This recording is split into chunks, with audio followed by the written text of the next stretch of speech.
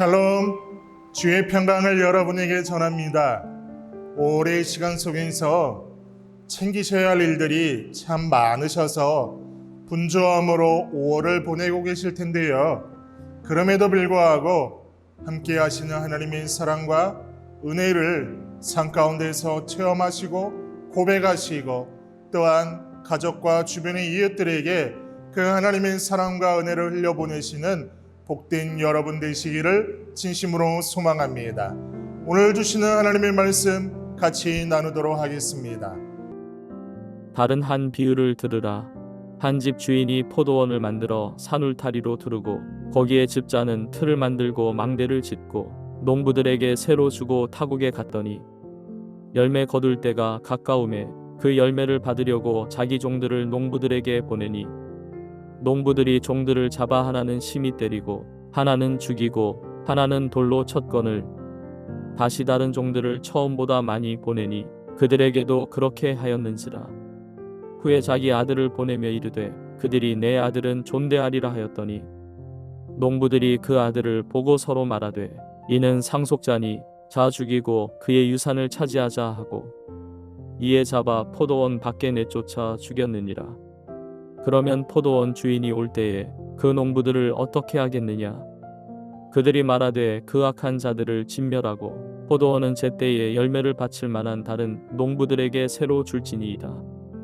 예수께서 이르시되 너희가 성경에 건축자들이 버린 돌이 모퉁이의 머릿돌이 되었나니 이것은 주로 말미암아 된 것이요 우리 눈에 기이하도다 함을 읽어본 일이 없느냐. 그러므로 내가 너희에게 이르노니 하나님의 나라를 너희는 빼앗기고 그 나라의 열매 맺는 백성이 받으리라. 이 돌 위에 떨어지는 자는 깨지겠고 이 돌이 사람 위에 떨어지면 그를 가루로 만들어 흩으리라 하시니 대제사장들과 바리새인들이 예수의 비유를 듣고 자기들을 가리켜 말씀하심인 줄 알고 잡고자 하나 무리를 무서워하니 이는 그들이 예수를 선지자로 알미었더라. 어떤 한 농장 주인이 있었습니다. 그는 울타리를 두르고 포도즙을 짜는 틀을 만들고 외적과 맹수들의 침입을 감시할 망대를 지어서 포도 농장을 만들었습니다.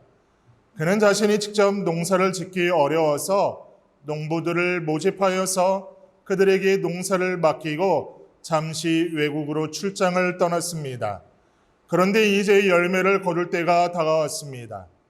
당연히 포도 농장 주인은 자기 농장에서 거둬들인 것들을 받기 위해 자기 종들을 농부들에게 보냈습니다. 그런데 충격적인 일이 일어났습니다. 농부들이 자신들이 마땅히 내야 할 세를 종들을 통해 내기는커녕 그 종들을 공격한 것입니다. 농부들이 한 종은 심히 때리고 한 종은 죽이고 한 종은 돌로 쳤습니다. 당황한 농장 주인은 더 많은 종들을 농부들에게 보냈습니다.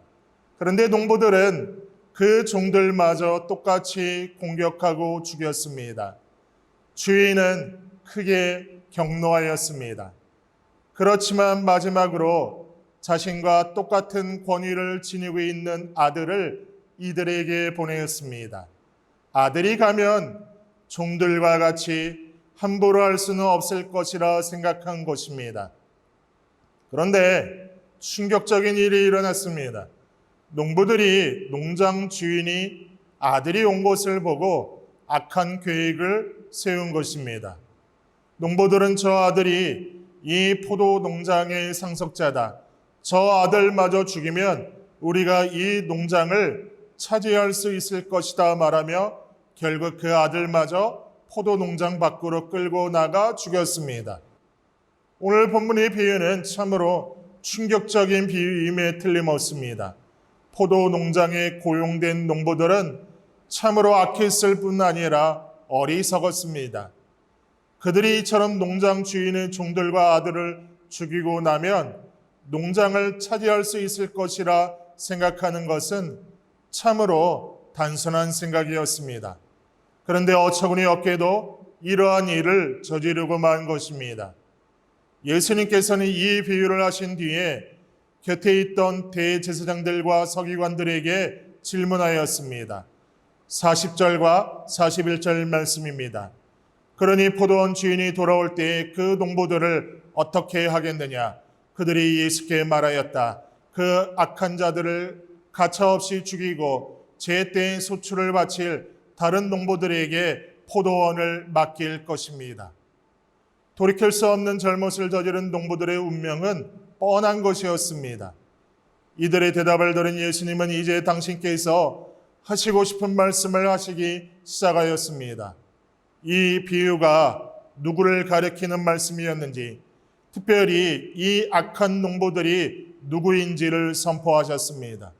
42절부터 46절까지의 말씀을 보십시오. 예수님께서는 말씀하십니다. 너희는 성경에서 이런 말씀을 읽어본 일이 없느냐? 그러면서 시편 118편 22절과 23절 말씀을 인용하셨습니다. 집 짓는 사람들이 내버린 돌이 집 모퉁이의 머릿돌이 되었다. 이것은 주님께서 하신 일이니 우리의 눈에는 기이한 일이 아니랴. 집 짓는 사람들이 내버린 돌, 그러나 이제는 집 모퉁이의 머릿돌이 된 이 돌은 우리 예수님을 뜻하는 것이었습니다.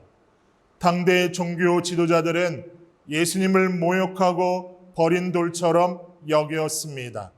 그러나 예수님께서는 하나님께서 자신을 통해 새로운 집, 곧 새로운 성전을 지으실 것이라는 선포를 하신 것이었습니다. 예수님은 계속해서 선포하셨습니다.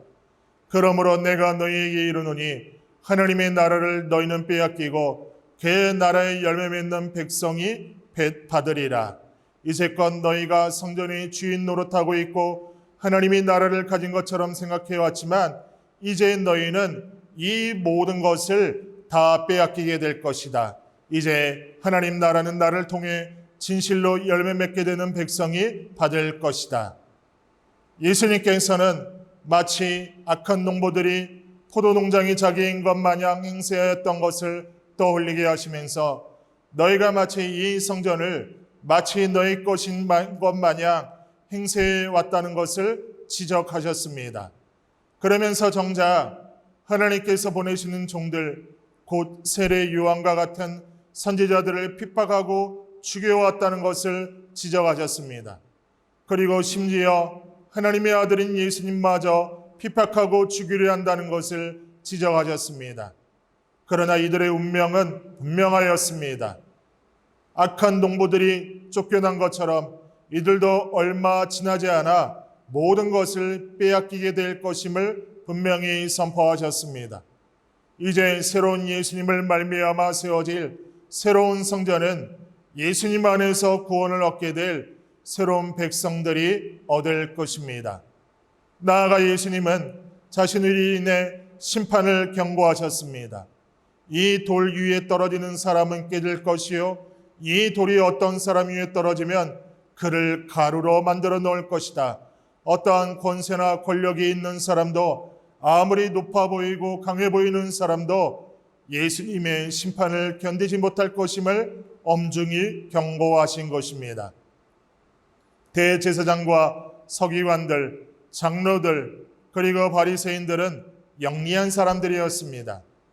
예수님께서 이와 같이 비유로 말씀하셨지만 이들은 예수님의 말씀이 모두 자신들을 향한 경고와 심판의 말씀이라는 사실을 즉시 알아들었습니다.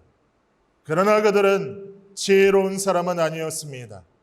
그들이 예수님의 말씀을 듣고 회개하기엔 그들이 너무나 교만했기 때문입니다. 오히려 그들은 예수님을 바로잡아 죽이고 싶었습니다.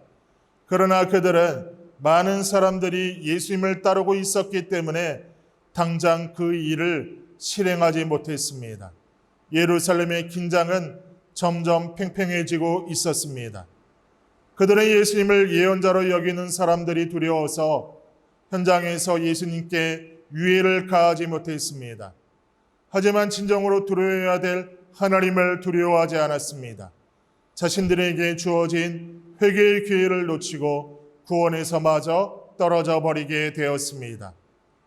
큐티 영상을 함께 하시는 성도 여러분, 우리는 이들과 같은 영적인 아둔함에 빠지지 않도록 조심해야 됩니다. 우리는 아무런 공로가 없는 죄인입니다. 오직 하나님의 은혜로 구원이라는 선물을 받았습니다. 그러므로 우리는 더 이상 내 뜻대로 살아가는 존재가 아니라 하나님의 뜻에 순종하며 살아가는 주의 일꾼이 되었습니다. 일꾼의 기본적인 자세는 주인의 권위를 인정하고 주인의 명령에 신실하게 순종하는 것입니다. 예수님께서 포도원 비유를 통하여 말씀해 주신 대로 우리 마음 중심에 예수님을 주인으로 모시고 하나님의 권위에 순종하며 믿음과 성령과 복음의 열매를 맺으며 오늘 하루 살아가는 우리 모두가 되기를 진심으로 소망합니다. 다 같이 기도하겠습니다. 하나님 아버지, 우리의 삶의 주인 되어주신 하나님을 찬양합니다.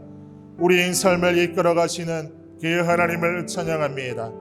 우리의 삶의 주인 되어주신 그 하나님의 권위를 순종하며 하나님의 말씀에 순종하며 하나님께서 허락하여 주신 그 모든 일들을 최선을 다해서 감당하는 저희들 될 수 있도록 하나님 인도하여 주옵소서. 그렇게 행하시 하나님 믿고 의지하며 예수님의 이름으로 기도드리옵나이다. 아멘.